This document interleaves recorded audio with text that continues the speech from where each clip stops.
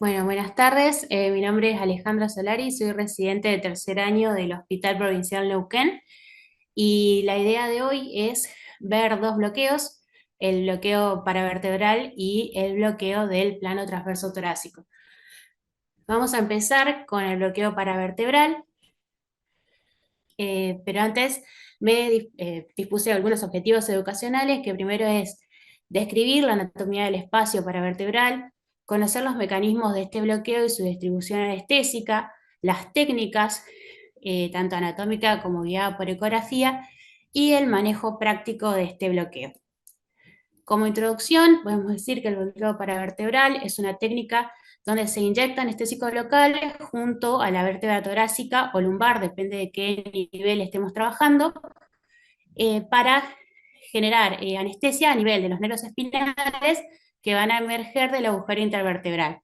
Esto produce un bloqueo nervioso unilateral, segmentario, somático y simpático, que va a ser eficaz tanto para la anestesia y también para el tratamiento del dolor agudo y crónico en los pacientes donde los vamos a utilizar. En cuanto a la anatomía del espacio paravertebral torácico, nosotros vamos a ver que es un espacio que se ubica a ambos lados del cuerpo vertebral, ¿sí? De la columna vertebral, y tenemos el espacio se localiza generalmente en un corte axial. Vemos que el límite anterolateral es la pleura parietal que vemos acá. La base va a estar dada por el cuerpo vertebral, el disco intervertebral y el agujero intervertebral, por donde van a salir, obviamente, todo el paquete vasculonervioso intercostal, y el límite posterior va a estar dada por la apófisis transversa, el ligamento costotraverso superior, que va a estar dado por los ligamentos interóseos que van a unir esta articulación costotransversa. En un corte sagital nosotros podemos ver acá, obviamente, la apófisis transversa. Esto es el cuello de la costilla, donde se va a dar la articulación costotransversa, y lo más importante que vamos a ver acá es que los ligamentos costotransversos que van a unir la apófisis transversa con el cuello de la costilla, que está hacia abajo, perdón. Esto es importante porque nos va a delimitar a nosotros la entrada hacia el espacio paravertebral. Como veíamos acá, vieron esta línea punteada, es la misma que está acá, que nos delimita la fascia endotorácica, que va a delimitarnos dentro de este espacio un compartimiento, perdón, eh, por delante de la pleura sería, por detrás, y el compartimiento eh, subendocárdico, perdón, subtorácico, perdón, me confundí, pero teníamos entonces el compartimento subtorácico y entre la pleura y esta fascia está el compartimiento subendocárdico. Tenemos que cuando nosotros vamos a hacer, digamos, el bloqueo, estos reparos anatómicos son importantes porque es lo que después vamos a ver en la zona anatomía.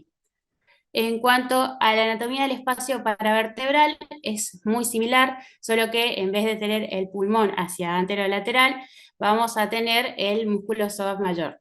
Y medialmente van a estar los cuerpos vertebrales, los discos intervertebrales otra vez, en los agujeros intervertebrales con el contenido, y posteriormente el proceso transverso y en los ligamentos que van a componer los ligamentos costotransversos. Entonces, la única diferencia importante que vamos a ver entre el espacio paravertebral lumbar y el torácico es que donde hay tejido adiposo en el torácico va a estar ocupado principalmente por el músculo psoas mayor. En cuanto a los mecanismos del bloqueo, tenemos que el bloqueo paravertebral torácico, que esta es la sigla, bueno, va a dar ese bloqueo nervioso homolateral, somático y simpático por efecto directo del anestésico en los nervios somáticos y simpáticos del espacio paravertebral torácico. Y por extensión va a ir hacia el espacio intercostal en dirección lateral, por eso vemos acá los dermatomas, que una vez que está que uno deposita, por ejemplo, anestésico local, puede difundir hacia dirección lateral, que sería el espacio intercostal, y también hacia el espacio epidural en dirección medial. Lo mismo pasa cuando es el bloqueo a nivel lumbar.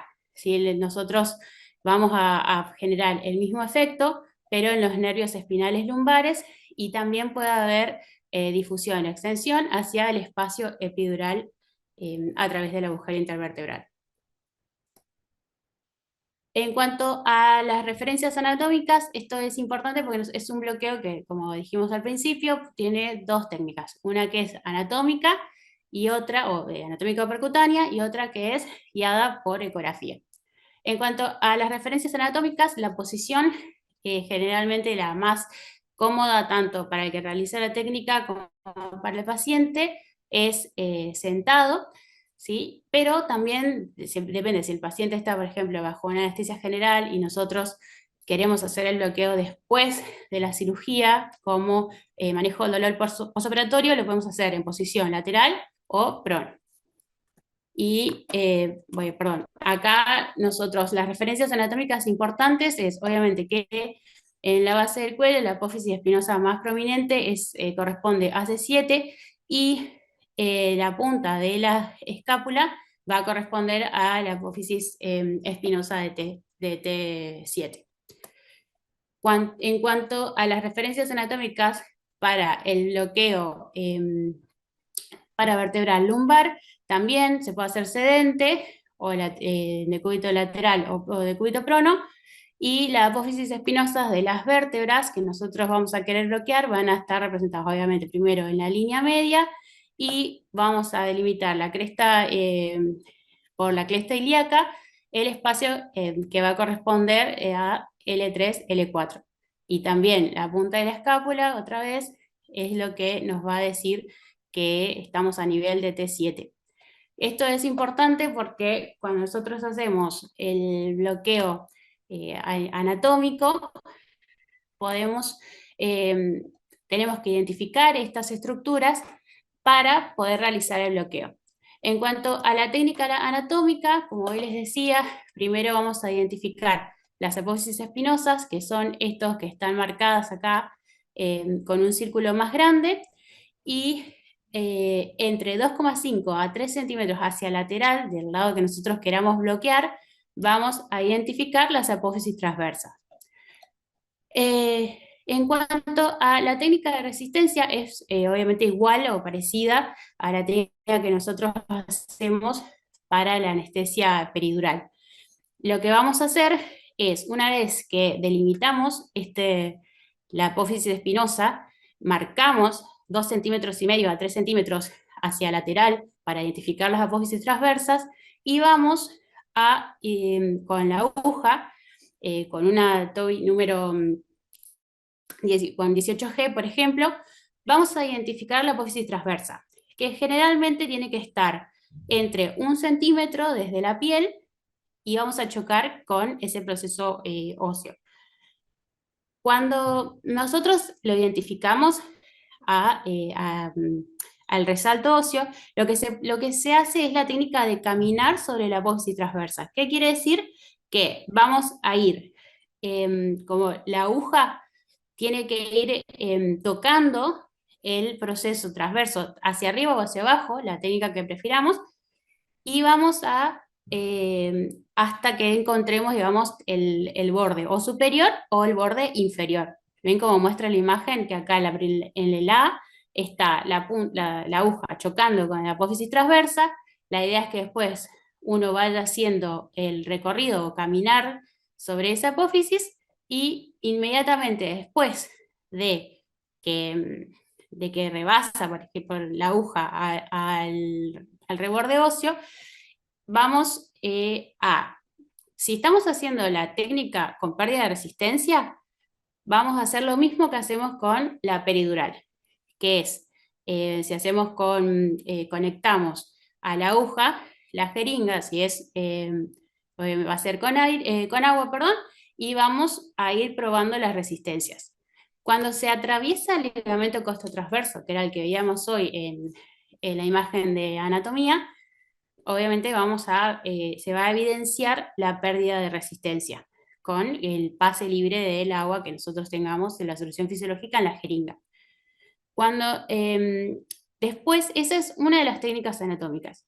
La otra técnica percutánea es directamente, se llama como nosotros sin pérdida de resistencia, solamente la aguja, vamos a cabalgar nuevamente por la apófisis transversa y vamos a escuchar o sentir el resalto del ligamento costotransverso como un chasquido, y eso es lo único. Es como una medida fija de atravesar, digamos, el ligamento, y nada, se llama técnica de distancia predeterminada.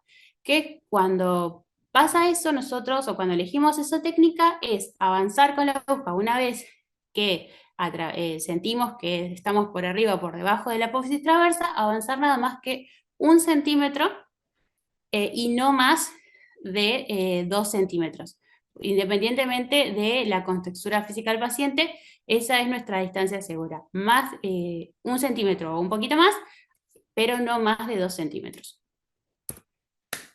En cuanto a las técnicas guiadas por ecografía, nosotros vamos a tener dos tipos de abordajes. El abordaje parasagital oblicuo, que es una vez que nosotros identificamos las apófisis transversas, vamos a girar en sentido parasagital, casi como muestra en la imagen, un oblicuo, que quiere decir que nosotros vamos a ver en nuestra imagen sonográfica la apófisis transversa del espacio superior y parte de la costilla del espacio inferior.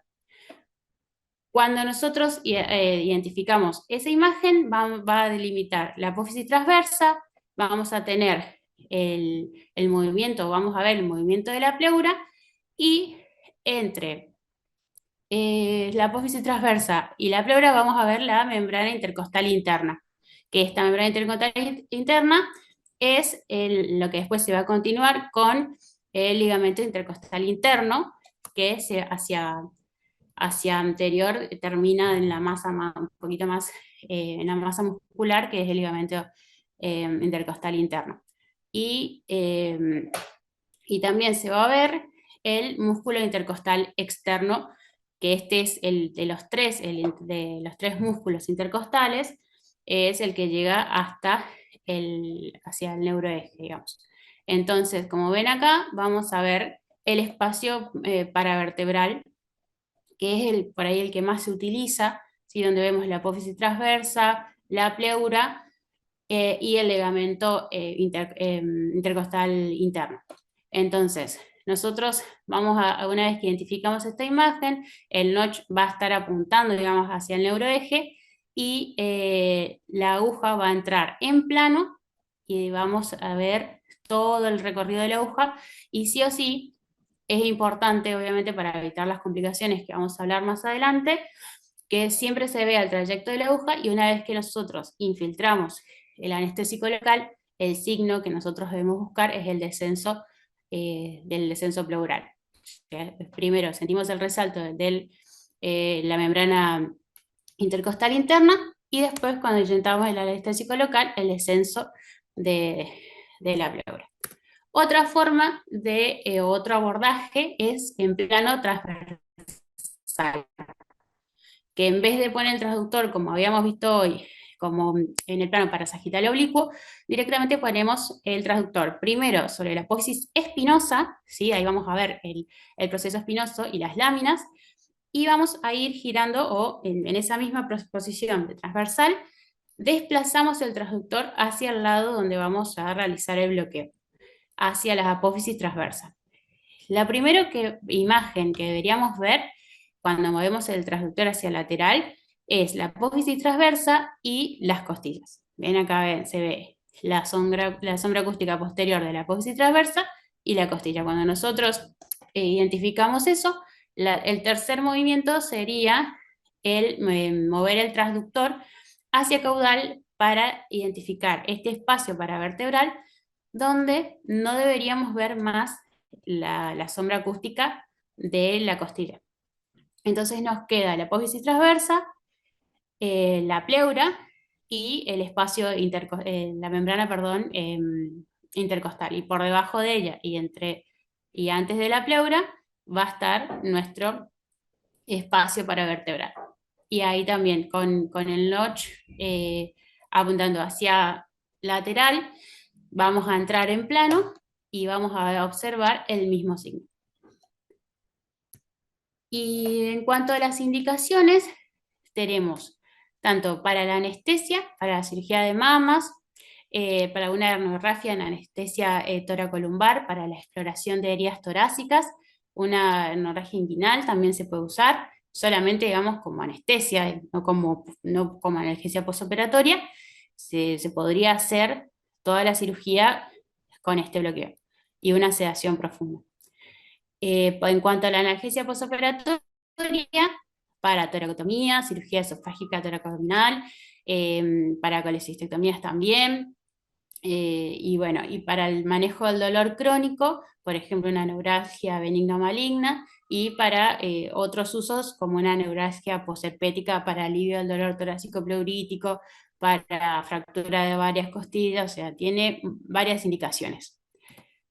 En cuanto a contraindicaciones, las absolutas, para las mismas para todos los bloqueos, la infección del sitio de inyección, alergia a los anestésicos locales, empiema, masa neoplásica que ocupe todo el espacio paravertebral, y las relativas son las mismas para cualquier bloqueo, coagulopatía, trastornos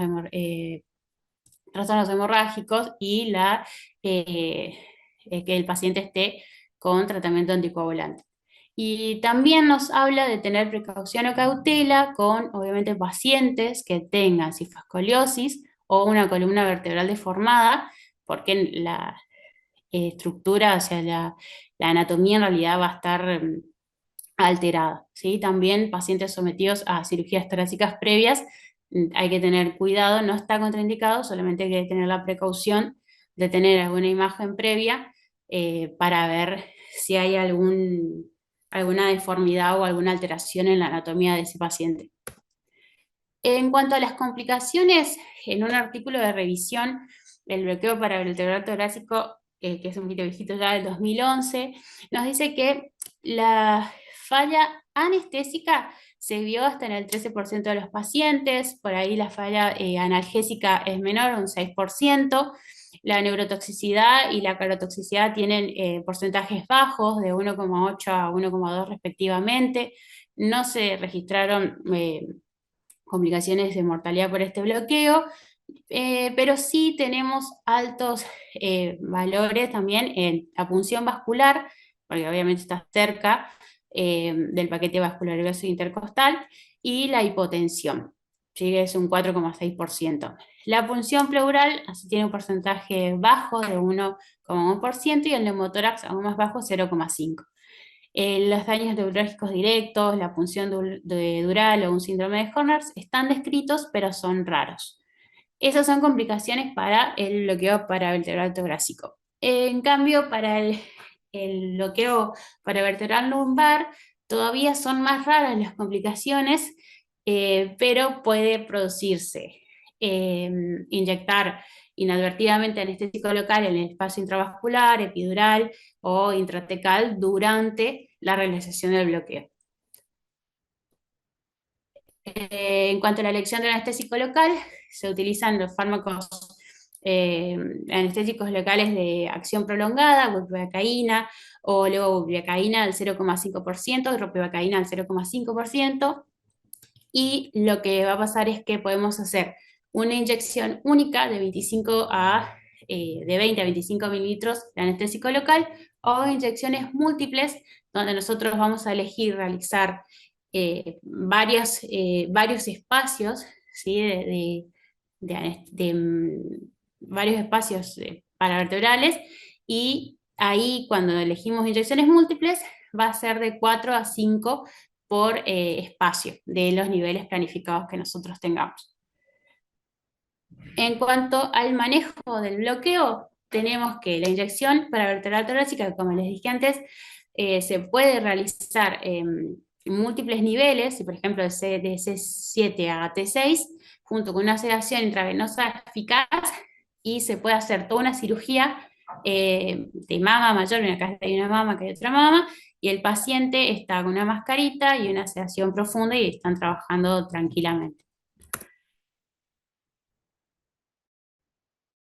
Otra forma es de uso de este bloqueo es como por ejemplo una analgesia post toracotomía, pero con un catéter en el espacio paravertebral torácico continuo, sí, que se también un catéter como un catéter peridural, pero en este espacio, y se puede dejar una infusión o para una infusión o para vos intermitentes, hasta, depende si tiene filtro o no tiene filtro nuestro catéter. eh, en cuanto a la analgesia para pacientes con múltiples costillas, fracturas de múltiples costillas, normalmente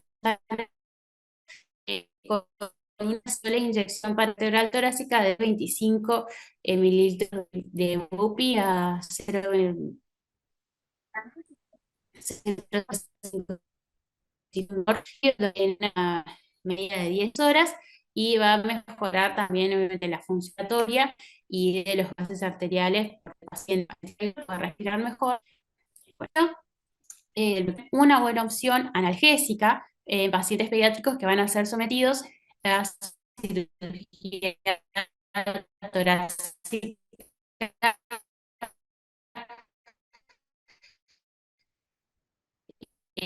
o abdominal alta.